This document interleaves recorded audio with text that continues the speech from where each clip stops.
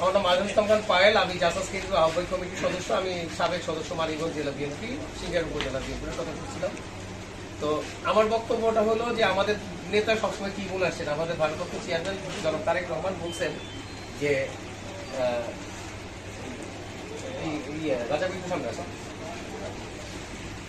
ওনার বক্তব্য হলো যে আমরা গণতন্ত্রের জন্য আন্দোলন সংগ্রাম করে যাচ্ছি, আমি ক্ষমতা আসার জন্য সংগ্রাম করি না। বিএনপি কখনো কি বলছে, আমাদের নেতা তারেক রহমান কখনো যে আমি রাষ্ট্রীয় ক্ষমতার জন্য বা ক্ষমতা বসার জন্য আমি আন্দোলন করতেছি?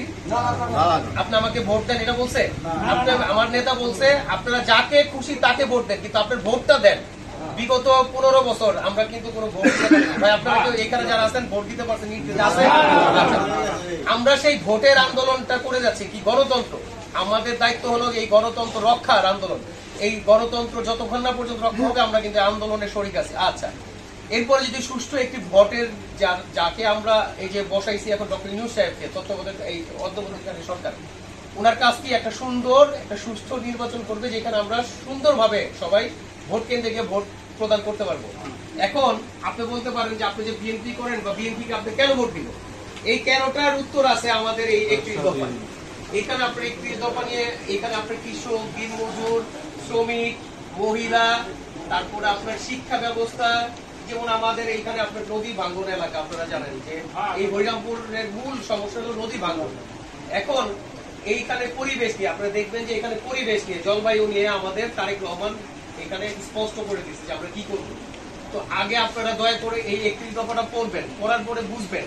না বুঝলে এখানে আমাদের যেমন আপনাদের উপজেলার সভাপতি আছে এই রাজাক ভাই, আমাদের লিটন ভাই আছে সেক্রেটারি, আপনারা ওনাদের কাছে যাবেন, ভাই আমরা তো এটা বুঝলাম না। আচ্ছা, এরপরে যদি মনে করেন যে ভবিষ্যৎ রাষ্ট্র অবকাঠামো, দেখেন আমরা এখানে কি লিখছি, ভবিষ্যৎ রাষ্ট্র কাঠামো মেরামত 31 দফা। মানে কি আমাদের রাষ্ট্রটা তো আসলে বিল্ডিং বা সবারই দিয়া না, এখানে মানসিক আপনাদের কর্মসংস্থান বিভিন্ন কিছু মিলে তো একটা রাষ্ট্র। সেই রাষ্ট্রটা যে ভঙ্গুর রাষ্ট্রটা, এই যে ফ্যাসিজম বলেন বা বিভিন্ন সময় যে অপকর্মগুলো হয়েছে, দুর্নীতি, বিচার ব্যবস্থা যেখানে ধ্বংস হয়ে গেছে, এই জিনিসগুলো মেরামত করতে হবে। আমরা বাসাবাড়ি মেরামত করি না, সেম এই রাষ্ট্র মেরামতের জন্য আমরা এই কৃতজ্ঞতা তারেক রহমানের নির্দেশে আমরা আপনাদের দ্বারে দ্বারে আসতেছি। আপনাদের কাছে যদি আমরা এটা পৌঁছায় না দিতে পারি, আপনারা তো জানলেন না যে আমরা কি করতে চাই। সেই কাজটা এই যে রাত্রে বাজে, এখন আমি সেই ঢাকা থেকে আসছি, সিঙ্গার থেকে আপনাদের এখানে আসছি। আমি এখানে এমপি হওয়ার জন্য আসছি। হ্যাঁ, সব মানুষের একটা ইচ্ছা থাকে, একটা থাকে, যেহেতু এখন এইবার আমাদের মেসেজ কি তারুণ্যের প্রথম ভোট, ধানের শীষের পক্ষেও। আমি সেই তরুণ প্রজন্মের একজন নেতৃত্ব, যেহেতু আমি সবসময় আমার দলের দুর্দিনে ছিলাম, দলের ক্রাইসিসে ছিলাম, দলের দুর্দিনে ছিলাম। এই যে 5ই আগস্টের পরে আপনারা শুনে থাকবেন অনেকে বিপথে চলে গেছে। আমার নাম আজম ইসলাম খান পায়েল, আমি রাজনীতি করি 20 বছর, ছাত্র দলের রাজনীতি থেকে আমার শুরু। যদি আপনারা হয়তো আমাকে এমন হয়তো আজকেই প্রথম দেখছেন, কিন্তু আমার এই সবকিছু এখানে দেওয়া আছে ডিটেলস, আপনারা আমার সম্বন্ধে খোঁজ খবর নেন। যদি মনে করেন যে আপনাদের এলাকার একজন সন্তান হিসাবে আমি আপনাদের জন্য প্রতিকারক, তাহলে আমার সাথে আপনারা মিশবেন না। আর যদি মনে করেন যে অন্য যারা আছে বা আরো যারা আছে এদের সাথে আমাকে হয়তো আপনারা পরে চিনছেন, আমি পরে আসছি, কিন্তু এই লোকটার কোনো দুর্নাম নাই, কোনো দখলবাজি বা কোনো কিছুর সাথে জড়িত না, তাহলে আপনারা আমাকে, তো আমি প্রত্যাশা করতেই পারি যে আপনারা আমার একজন সহকর্মী বা সহভাই বা আমার দোয়া তো আপনাদের আসতেই পারি। তো আমি আর কথা বাড়াবো না, আমাদের কথা স্পষ্ট। আমরা আপনাদের কাছে এই যে আজকে এটা নিয়ে আসছি 31 দফা, সেই 31 দফা যে গণতন্ত্র রক্ষার যে দফাটা, যদি আমরা রাষ্ট্রীয় পরিচালনার দায়িত্ব পাই, আপনারা ভোট দেন বিশ্বাস করে। বিএনপিকে আগেও আপনারা নির্বাচিত করেছেন, আমাদের দেশকে বেগম খালেদা জিয়া 3 বার রাষ্ট্রীয় ক্ষমতায় আসছেন। এবার যদি আপনাদের ভোটের মাধ্যমে আবারও সরকার পরিচালনার দায়িত্ব পাই, 5টা বছর আমাদেরকে যখন আপনারা দিবেন, আপনারা জনগণ, আপনারা গণতন্ত্র রক্ষার যেমন দায়িত্ব আছে, ভোটের মাধ্যমে একটা সরকার গঠন করবেন, আপনারাই কিন্তু আবার পারেন একটা সরকারকে নামাই দিতে।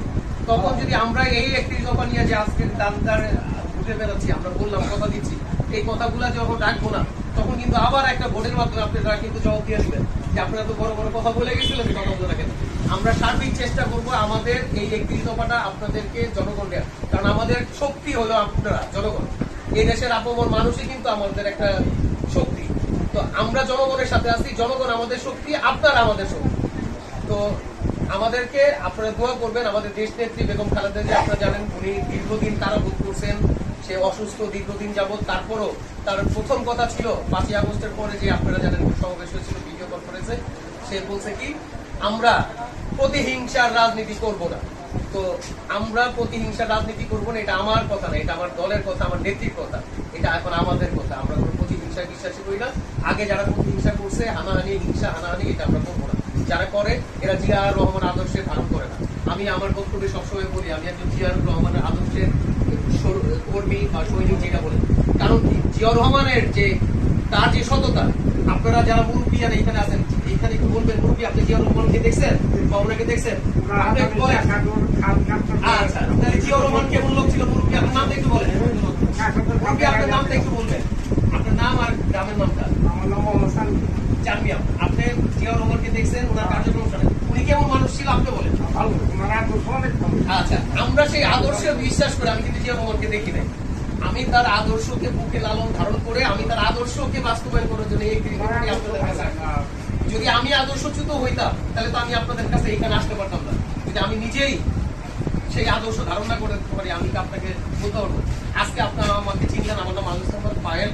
আপনারা সবাই আমার নামটা অ্যাটলিস্ট মনে রাখবেন। যদি আমি কখনো আদর্শ বিচ্যুত হই, মুরব্বী আছে এখানে, আপনারা সবাই আছেন, আপনারা সরাসরি আমার কারো না কারোর মধ্যে বলতে পারবো যে এই লোকটা তো কথা বলে গেছিল, আসলে সে আদর্শ বিচ্যুত হয়েছে। আমি আমার আদর্শে বিশ্বাসী। আমার যারা জাসাস সংগঠন আছে এখানে, এই আমার সিঙ্গার উপজেলা জাসাসের সভাপতি পরিচালক হয়ে আছে, সেক্রেটারি, এই সাধারণ সম্পাদক আছে এই সাইফুর রহমান, তারপরে সাংগঠনিক সম্পাদক হরিয়ামপুরের